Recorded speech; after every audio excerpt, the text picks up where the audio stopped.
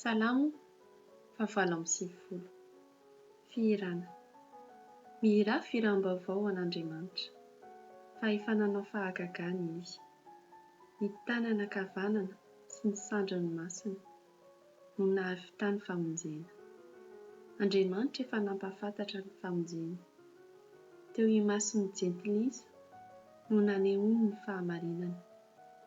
Efa natsiaro ny famindrapony sy ny fahamarinany tamin'ny taranak'Israely izy. Efa nahita ny famonjen'Andriamanitsika ny vazantany rehetra.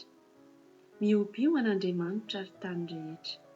Velomy ny oby ka mihira. Mankalaza amin'ny Tompo amin'ny lokanga, dia amin'ny lokanga sy ny feo fihirana. Amin'ny trompetra sy ny fitsofana ny anjomara, ka mioby eo anatrehan'ny Tompo mpanjaka. Aoka hirondrona ny ranomasina sy izay rehetra ho aminy.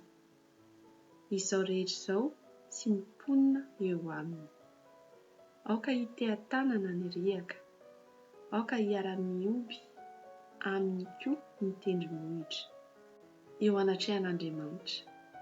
Fa avy tsara ny tany izy.